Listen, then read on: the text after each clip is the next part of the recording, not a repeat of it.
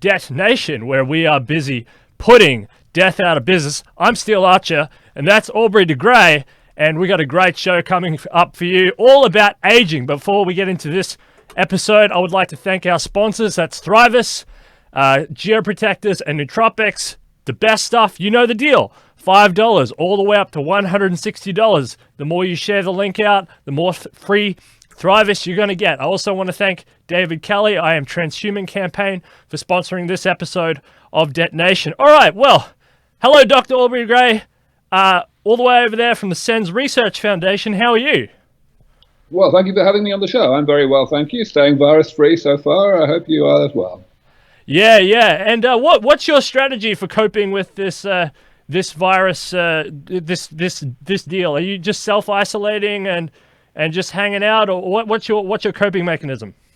Yeah, pretty much. I mean, basically at the moment, I am personally very fortunate. I live in a nice little place out in the mountains, rather a long way from everywhere, so self-isolation is pretty easy for me. In terms of the foundation and the research that we normally do at the lab, it's ticking over in a very skeletal way right now, with just one or two people going in to keep things going. So, you know, it's pretty bad news in that regard. We really wish it were able to proceed faster. However, you know, I'm hopeful that in the long run, this will actually be of benefit to our work in some ways. The first thing is that people will, you know, have woken up to the issues that exist here. The fact that people get sick when they get old. Of course, the coronavirus is particularly a problem for the elderly, even more so than most infections. And therefore, that work to keep the immune system youthful, which is a large part of what we focus on, it deserves a lot more attention and investment and so on. So that's one thing that we are hoping will happen in the long run. But in the near term, of course, we just have to do the same as everybody else and, as you say, self-isolate and wait the whole thing out.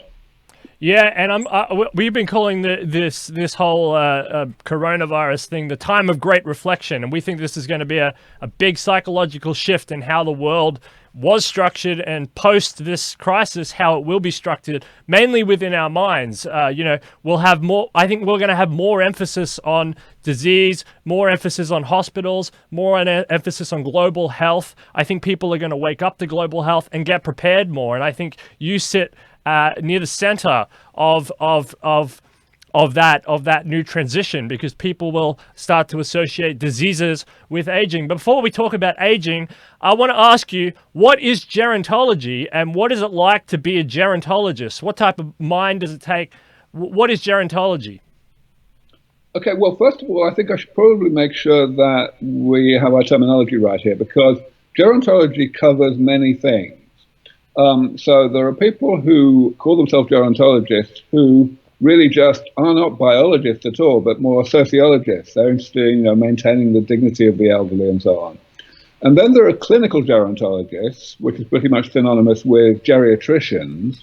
And those are medical people who do their best to apply today's medicine to keep the elderly as healthy as they can, but recognizing that there's only a very limited amount that we can currently do. And then there are biogerontologists, who are biologists who study the nature of aging, try to understand it better. So actually, I'm none of those things. I'm kind of in between a biogerontologist and a clinical gerontologist. I like to call myself a biomedical gerontologist, which means that I am a biologist. I do research. I don't actually practice medicine, but the research is not so much focused on understanding aging better, but it's very much goal-directed with the goal of actually trying to do something about aging, trying to develop medicines that will keep people healthy late in life to a much better effect, much more effectively than anything that currently exists. So that's the real difference. And what's it like to be one? Well, you know, I feel very privileged, actually, to be honest, because I have the great good fortune to be at the forefront of what I view as the most important human crusade in the history of humanity, the goal to solve humanity's single biggest problem. Yeah, yeah, and you know, we say we're putting death out of business here, but the Sens Research Foundation absolutely at the forefront of the crusade, and that's a good word. This sort of war type footing against death. I like that a lot. So, yeah, you're a biogerontologist, is it, or A biomedical gerontologist. biomedical gerontologist? Very, very interesting stuff. Okay, so you know, you've been wanting to do this since you were small. You argue about 7 years old or something. You planned to help people in the future. So you come up with a plan to defeat aging. There's a 3-step plan that you've been following here. You came up with, you needed a plan to start with to defeat aging, which apparently hadn't really existed before you sort of emerged on the scene. Then you needed to convince scientists around the world how to implement that plan. Then you needed money to make those 3 steps happen. I'm wondering how you're going in that 3-step plan, where you're up to in that 3-step plan, and where we go, where we are from here, because that'll be a segue to the Sens Foundation. Sure. Well, so first of all, I wasn't really focused on aging from a young age. I was more focused on solving problems in general, problems for humanity. And what I ended up doing at first, until my late 20s, in fact, was actually not anything to do with aging. I worked in artificial intelligence research because I felt that I was a very good programmer.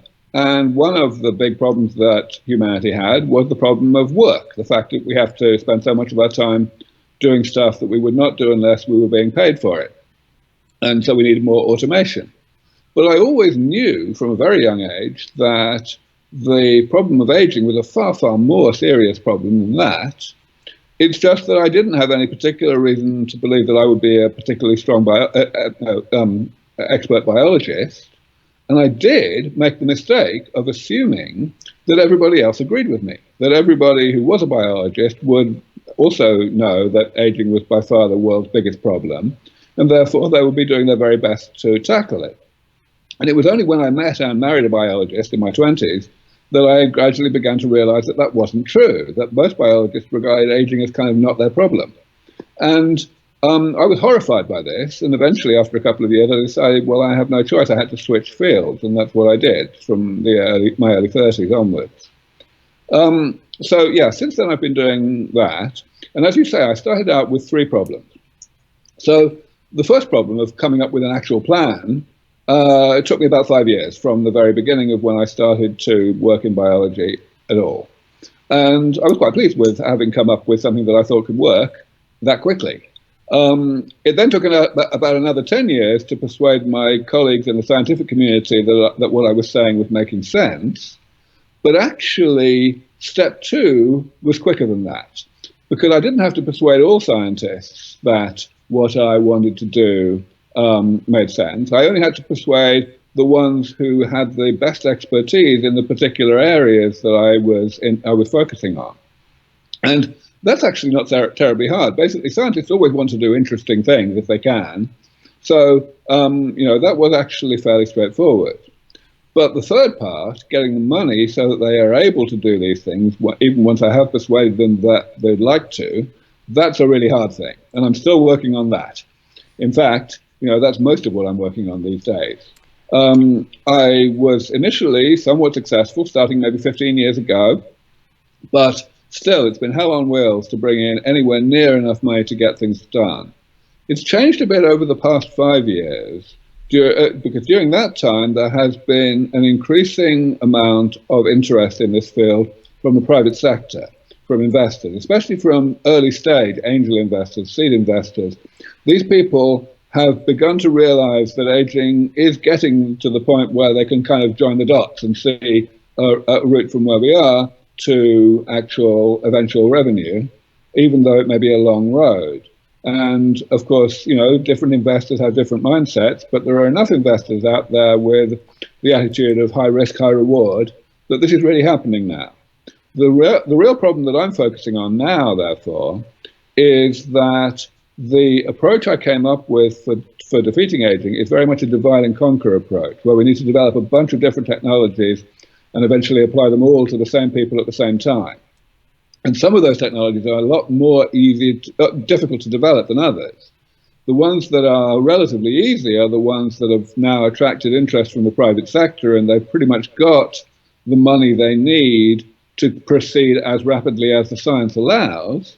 But there are other ones that are still not quite at that investable point, and they still require support that is purely from philanthropy, which is why Sens Research Foundation is a public charity. And still there's not nearly enough of that money coming in.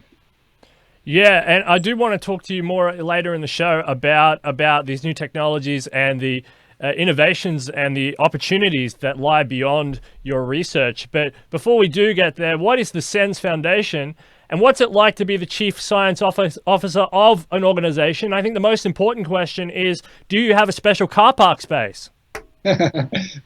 Well, I can deal with that question quite quickly because I don't drive. Oh, so, good, me either. So a car park space is not one of my requirements. But no, I mean, the foundation is, as I say, it's a public charity, so we're funded entirely by philanthropy. We are based in Mountain View in Silicon Valley, California, and we have our own laboratories where we do some of our work. We also do a bunch of work by proxy. In other words, we fund professors in institutes and universities around the world, mostly in the US. So we get work done that way as well. And I, as the Chief Science Officer, I'm responsible, of course, for overseeing all of that, for choosing the priorities, for discussing ongoing results with the researchers who are actually at the bench and, figuring out what to do next. So that's part of my job. But actually, to be honest, more than half of my job in terms of actual time commitment is outreach. So it's doing public speaking, doing interviews like this, just generally getting the word out, educating people as to where the science currently is, and thereby, of course, encouraging them to make a difference by supporting it, whether financially or by getting into the field of scientists or by doing what you're doing. In other words, as journalists, helping to educate in the audience. Yeah, and I really like your outreach. Your TED Talks are great, and you use a great tactic of, and I'm not sure if it's a tactic, it's probably natural to you. I mean, I'm not a very funny person, but you use a great sort of, you lever in with humor. You get people to sort of agree with you on a softer position because, if someone goes in, you mention, transhumanism or immortality, or there's a bunch of buzzwords that frighten people, they put people on edge. And so you go back, you take a step back from those words, and you say, no, actually people, we all agree that with health outcomes, and we all don't want to get sick. And once you start getting people to agree with those notions, then it's easier to come and fight on that front from that way. And I think you do a perfect job of sort of levering a crowd into not being scared with big, blunt words that sometimes frighten people. I think you do a great job. Well, you're very kind. I wish I were better at it, to be honest, because it's still not good enough. And I have, of course, got better over the years. Originally I just wasn't really aware that people would be so difficult to persuade in this. I thought it was obvious that aging was bad for you and that it was a medical problem. But there you go. Yeah. All right. Well, that's a good segue. So what is aging? There's chronological aging. There's biological aging. I don't even know what aging is. What is aging? Right. Well, of course, you do know what chronological aging is. It's just the passing of time, right? So that's straightforward. But biological aging, of course, yes, we have to define that. And the thing is, it's actually really easy to define. It's simply the accumulation of self-inflicted damage that the body does to itself throughout life in the course of its normal operation. In other words, aging of a living organism is exactly the same thing, fundamentally, as aging of a simple machine, like a car or an airplane. Cars accumulate rust because, you take them out in the rain and it's just something that happens. And it goes further than that. The other thing that aging is, that's in common with simple machines, is it's initially harmless and only eventually bad for you. Because machines, and the human body is just the same, are built to withstand, to tolerate a certain amount of that accumulated damage without significant decline in function. It's only after that damage gets above that threshold that they were designed to tolerate that things start to go wrong, like the doors fall off, or we get Alzheimer's disease, or whatever. So that means that we can actually, I mean, this is really how I got to understanding what people were overlooking in the field 20 years ago. We can address the question of how to keep the human body healthy and youthful and functioning for longer than normal by looking at what we already successfully do for simple man-made machines. And of course, what that is preventative maintenance. We don't wait until the doors fall off. We get rid of the rust every so often. And if we do that preventative maintenance sufficiently comprehensively every so often, then the machine lasts as long as we like. You know, we've got 100-year-old cars now, of course, vintage cars. They didn't get that way by being designed to last 100 years. They got that way by being designed to last maybe 10 or 15 years, and then by being lucky enough to have owners who fell in love with them and did more preventative maintenance than what most lazy people do. So all we need to do is exactly the same thing. We need to develop the tools, the medicines, that will eliminate the damage that the body is progressively doing to itself throughout life, so that that damage never accumulates to the point that's bad for you. There's an old Greek idea, the Ship of Theseus. It's a philosophical idea. I'm sure you're familiar with it. Is anything you're talking about, repairing the body and replacing the parts, kind of like these car? Is it still the same person? Are we still the same people? If we're using this sort of self-directed evolution, or are we changing who we are fundamentally? The Ship of Theseus type argument. Yeah, I mean, of course, I'm familiar with the concept, but it really is, it's a bit of a waste of time to think about, really, because the fact is, we are composed of different atoms from one day to the next. We breathe in and out, and we eat stuff, and we excrete stuff, and cells turn over and stuff happens, and it doesn't bother us. I'm fairly sure that most people would agree that they are still the same person, at the age of 50 as they were at the age of 5. Even though they don't have much in common in terms of what they're actually composed of at the atomic level. So who gives a damn? Yeah, and the skin cells, that's a very easy one for you to argue. We shed skin cells constantly, but nobody says that you're different because of your skin cell change. Exactly. And, this is kind of more and more appropriate as we go into prosthetics, and we're starting to get heart implants and things like that. We are changing who we are. But nobody gets a pacemaker says I'm a different person now. They just say, oh, thank goodness I have a pacemaker. It helps me to survive. How has changing over the years changed? So we've had an increase in lifespan. How has aging changed over the years? So we've had an increase in lifespan. And how has that affected our psychology with sanitation, vaccines, antibiotics, etc.? It's been changing especially the last century.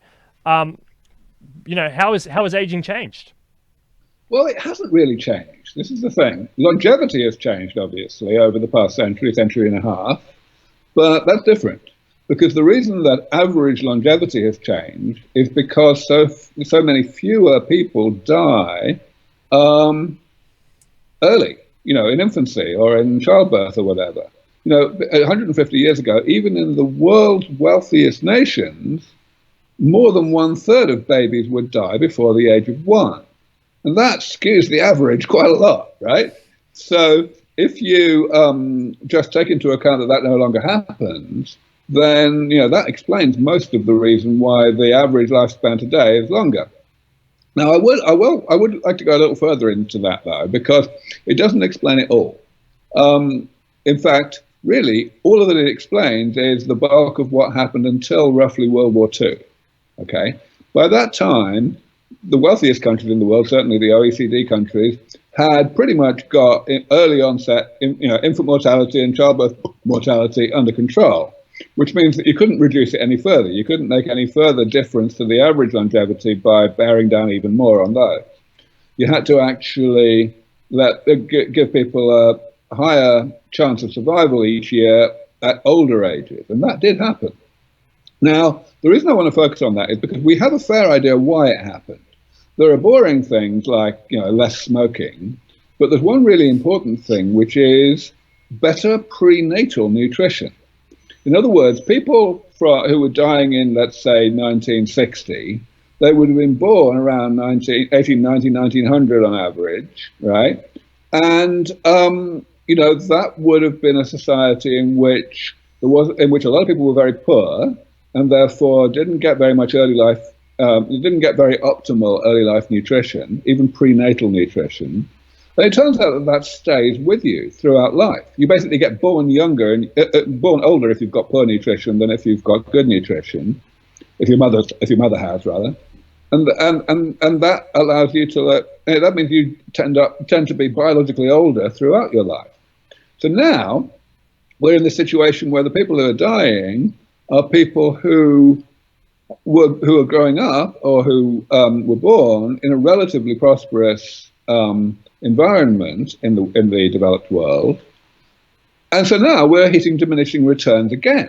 We're getting to the point where we've gained as much as we can for that wave of longevity increase, and we're already seeing that in some countries where the increase that we've seen since World War II, the rate of increase, which is roughly 1 year per 5 years or something like that, is leveling off. And in fact, in the US, it's already leveled off completely because it's being essentially balanced by the increasing obesity epidemic. So the only way we're going to continue to increase, or resume, shall we say, the increase in life expectancy is by having a whole new paradigm, a whole new way to reduce mortality rates. And that, of course, is going to come from the work that people like myself are doing. Yeah, biomedical engineering.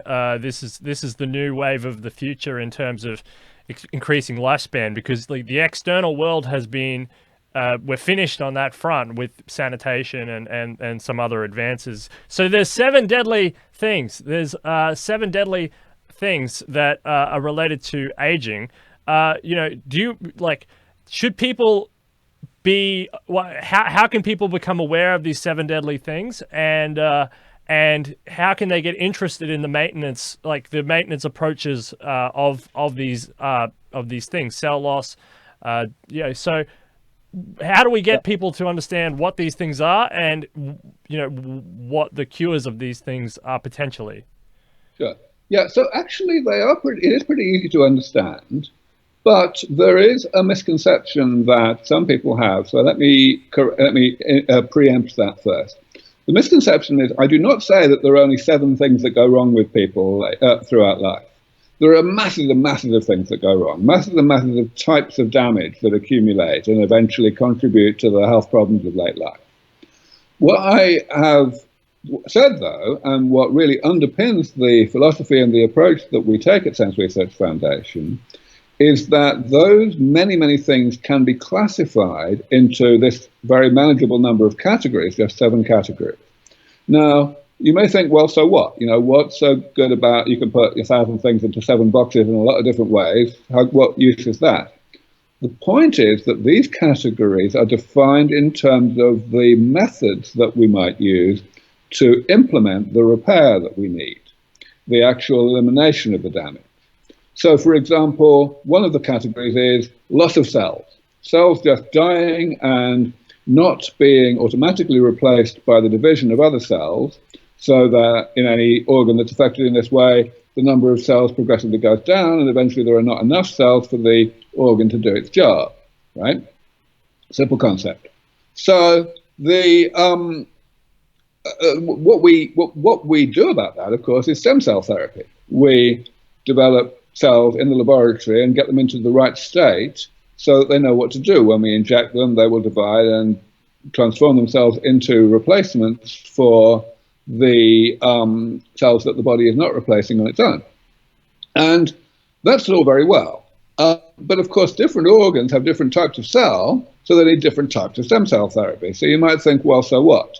The thing is, though, even though different stem cell therapies for different tissues do have differences, they also have a huge amount in common, which means that if you have got a couple of stem cell therapies working for a couple of different tissues, then the effort that's involved, the research that's needed to get the next one working and the one after that for the next issue is actually a lot less. It's far easier, far quicker. So that's why this classification is such good news, that we can talk about this very manageable number of required types of therapy, and therefore we have a respectable chance of being able to implement them all in the foreseeable future, even if we have to implement each of them in many different variations. Wow, that's really fascinating. Where do you stand on the aging is a disease question? Is aging a disease? Is it a medical problem? Where do you stand on that? So aging is definitely a medical problem. It makes you sick and it kills you. That's no question. However, there's a bit of a difference of opinion in the field with regard to whether we ought to call aging a disease. And the reason for that is because the word disease has connotations. It brings people to think about infections and so on.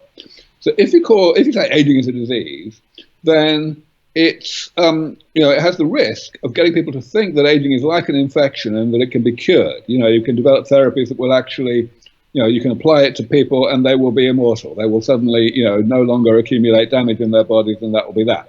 And that's not going to happen, because the accumulation of damage, the creation of damage, is this intrinsic, absolutely unavoidable side effect of being alive in the first place, just as rusting is an unavoidable side effect of being a car, right?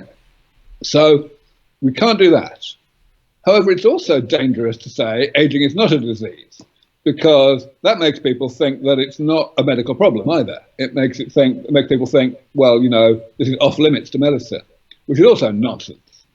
In fact, the real problem is that there are certain parts of aging that people do call diseases, like Alzheimer's, for example. People call it Alzheimer's disease. That's a real pity, because it makes people it distorts the emphasis that researchers have with regard to what might actually work to keep people cognitively youthful late in life. And if we understand that it's actually part of aging, it's caused by the accumulation of damage, then we might have a better chance of fixing it. That's a really good description. I love that a lot. And so in response to that, you formulated a table here on a TED Talk I saw, Diseasing and Aging, the Correct View. And you've got two columns. You've got diseases, communicable diseases in one column with tuberculosis, malaria, and HIV, congenital diseases with some other things that are incredibly complex, and then aging. And then you've got specific Alzheimer's, cancers, and general. So this way of viewing diseases and aging, this is the way that you want people to see the separation of diseases and aging? Yes, I do. Yes, that's it. That's exactly right. Yes. I mean, really, specific and general is probably not the best words. And actually, in the newest version of my slides, I've chosen slightly different words. But all I'm really trying to say there is that the difference between things like Alzheimer's on the one hand and things like frailty on the other hand is that the first category is just the aspects of aging that we've chosen to give disease-like names to, and the other stuff is the ones that we haven't. And that's only a semantic difference, not a biological difference, not a medically relevant difference. Yeah, it's a great way to it really expands the mind on aging, and when for example, Alzheimer's disease, right? It really makes you rethink what is Alzheimer's when you actually don't classify it as a disease and just as a part of the aging process. It's reinvigorates how you think about it. I like that. Well, there's a lot of new technologies coming around the corner, and a lot of sort of theoretical technologies, which maybe not too far away, nanotechnology, for example. Do you see a lot of these, and you are an AI programmer, so you know a lot about AI and different AI systems. Do you think that these technologies are swarming around and are going to somehow help you to help the Sens help you to achieve longevity, escape velocity sooner than later? Yeah, well, okay, there are two answers to that question. The first question is, can we use artificial intelligence today and in the near term to accelerate the process of identifying drugs and therapies that we can apply to people to keep them youthful? And yes, absolutely, the answer is we can. In fact, there are a number of research groups, including ones that have become spun out of companies, that are doing that very effectively. They are identifying drugs and repurposing the old drugs and such like as a result of what they have been able to establish using machine learning. So that's great. But the other interpretation of your question is, do we need this biological nonsense at all? Or can we kind of, upload ourselves into the cloud or into some kind of other hardware so that we don't have to worry about all this messy wet stuff anymore? And, I don't want to say that that's completely fanciful. There are various specific approaches for doing that, which, are not obviously impossible. However, I do think that if we were able to do it, it would definitely not be for quite a long time. And, I'm in a hurry. I want to save as many lives as possible. So I think at the moment, the path of least resistance is still the boring, wet one. Yeah, and you say, for example, that 100,000 people die a day from age-related diseases. Just wondering, is that's globally obviously. So that number is taken from those diseases in that table that you created there, from Alzheimer's, cancer, and those other ones. Is that how you calculate that number? Pretty much, yeah. I mean, the way it's done is there is this thing called the ICD, which is produced by the World Health Organization, the International Catalogue of Disease. And there are diseases that are communicable, in other words, infectious diseases, and there are diseases that are congenital, as in, inherited, like, Down syndrome, for example. And then there are non-communicable diseases, which is basically the diseases of late life, the so-called diseases of aging. So yes, if you look at the incidence of these things, the numbers of people that die of these things, then you get up to something well over, it's like 70 or even slightly more than 70% of deaths worldwide. And the total number of deaths worldwide is touching 160,000 now every day. So that means we're looking at 105, 110,000 that are caused by aging one way or another. Wow, that's really amazing. So you coined something called the ProAging Trance. What is the ProAging Trance? Yeah, I came up with that term a long time ago. It was really a result of my shock that people were so confused about aging, or indeed that aging is even a bad thing. And eventually I established that it wasn't so much they were confused, but rather they were desperate to find some way to maintain the fictitious attitude that aging is some kind of blessing in disguise, that people really did not want to believe that aging was a serious problem that we should work on. So why on earth would that be? My view is that it comes from despair. It comes from fatalism. And indeed, people are terrified of aging, but they're even more terrified of getting their hopes up, because the way that they cope with aging is by putting it out of their minds and getting on with their miserably short lives and making the best of it, rather than, being preoccupied by this terrible thing that's going to happen to them. And a good way to do that is to convince oneself that the whole thing isn't such a bad idea after all, right? So people will come up with the most utterly absurd reasons why we shouldn't do anything about aging, even if we could, like, oh dear, won't dictators live forever or something. And then they will instantly switch off their brains rather than, actually engaging any kind of self-critical analysis and realization that what they just said was complete nonsense. So, yeah, that's the pro-aging trance. Yeah, I call it that because you can actually get people to behave this way if you hypnotize them. I actually saw such a thing, not about aging, of course, just if you get people to, if in a trance and you convince them of something that isn't true, then you can get them to make the most absurd justifications of things. And I first was exposed to this in a stage hypnosis show, actually, when I was an undergraduate in the 80s. Yeah, wow, yeah, and they've done experiments as well with authority, authority experiments, and yeah, people do sort of obey by command when their critical thinking skills can sort of be switched off. I guess the biggest, proponent in the pro-aging trance arena is this idea of we'll hit carrying capacity across the earth, overpopulation. there's a lot of different answers to this, including new technologies. But what do you say? What do you say about carrying capacity? If everybody's living longer, aren't we going to just deplete all the resources? Yeah, so you're quite right. That is the most common variant of the pro-aging trance. People say, "Oh dear, we shouldn't do this. Where will we put all the people?" And the thing is, a lot of the answers to that some people give are not very good, not very convincing. One of my least favorite answers is, "Don't worry, we'll all go into space. There's plenty of space out there." First of all, that's not even true, because you're limited by the amount of space that you can get to in a certain amount of time, the speed of light considerations, things like that. But also, the fact is, most people don't want to go into space. So if you say that, then it won't be convincing, and people will just think you're an idiot, right? So I don't like that answer. Other answers that are quite popular are, well, wait, fertility rates are coming down, right? Whenever any nation goes through that kind of transition where they get to a certain level of female education and emancipation and so on, then fertility rates plummet, and so maybe we won't have a problem. But of course, that doesn't really work, because the fact is, if you've got essentially nobody dying, then even if you only have 2 kids, that's still a lot. The population's still going to go up fairly fast. Plus also, of course, people are going to be able to carry on having kids for as long as they like, because we're not going to have aging anymore, right? So that's not very convincing either. But what is convincing, what's very convincing indeed, is the fact that the carrying capacity of the planet is not some kind of,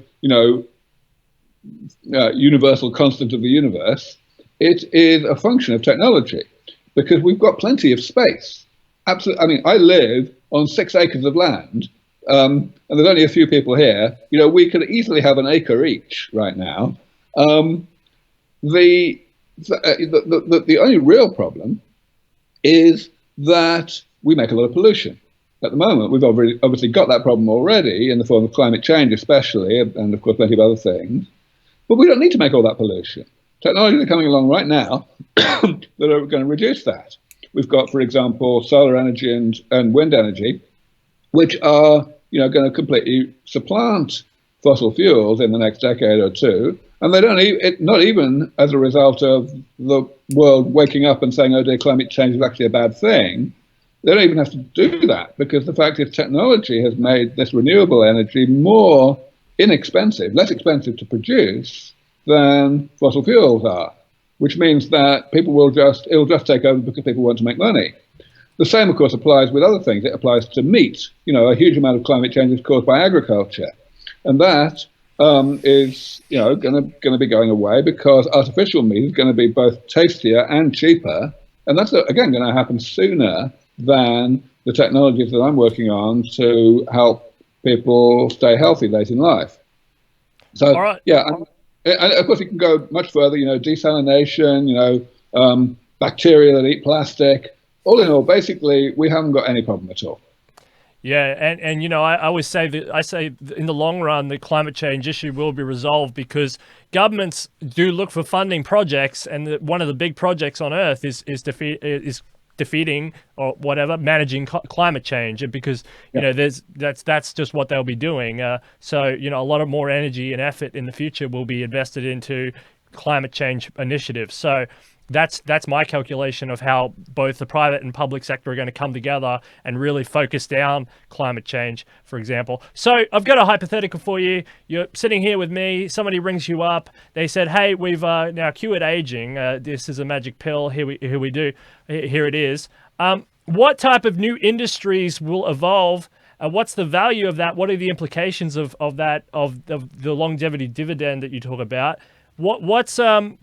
What type of new industries are just going to spring up automatically as soon as aging is resolved? Well, I don't think the resolution of aging in and of itself is going to generate new industries. Of course, the medical industry will change. It'll still exist, though, and it won't change even all that much. The main change will be that the emphasis of medicine will be preventative, where mostly people are being treated when they're not yet sick. But the nature of the intervention, especially from the point of view of the patient, of the recipient, will be very similar to what we have today. So I don't really see that being a difference. The main difference is that I believe will occur as a result of other technologies that are coming along at the same time. So in particular, the one I used to work on, automation, that's obviously coming. Even rather conservative commentators at the United Nations are saying that most of the jobs that exist today worldwide will simply not exist 20 years from now. Now, of course, 150 years ago or so, when we had the Industrial Revolution, what that resulted in was the creation of this whole new sector called the service sector, which essentially gave jobs to people who no longer had jobs in manufacturing and agriculture. And that's all very well, but it's not going to happen that way this time. I mean, where is this new sector? There's only so many people you need in the entertainment industry, right? So I believe that we are going to develop a completely new way of distributing wealth that does not rely on everybody spending a lot of their time, all their lives, until they're 65 or whatever, doing stuff that they would not do unless they were being paid for it, right? I believe that we're going to have a new way of doing this. Of course, we see the initial ideas in that space already emerging in the form of things like universal basic income. I believe there's a long way to go to refine those ideas so that they really work, but still, that's going to happen. And of course, we still also need to ensure that people have ways to spend their time that are fulfilling, but we just have to get away from the idea that the measurement of that fulfillment, of that self-worth, comes from the size of your paycheck. Yeah, that's super interesting.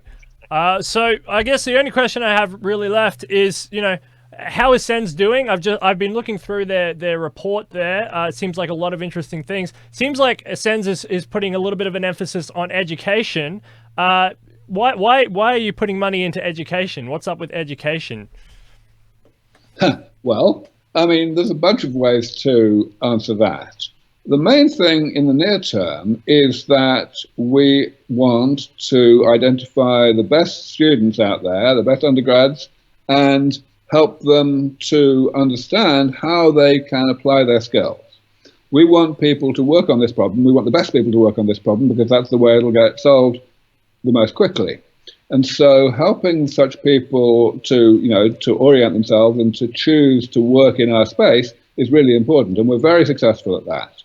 Many of the people who've gone through our internships program have ended up staying in the field and making significant contributions.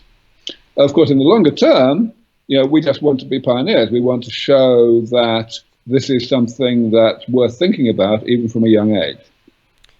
Well, yeah, absolutely. Sens looks like it's it's starting to take roots. It's got a really dynamic set of universities that it's working with. It's starting to you've got I'm just having a look here. I've been reading this, but you're up. Research is up 346% since 2009. That's a lot. Education up 4,770%. Outreach up 21%.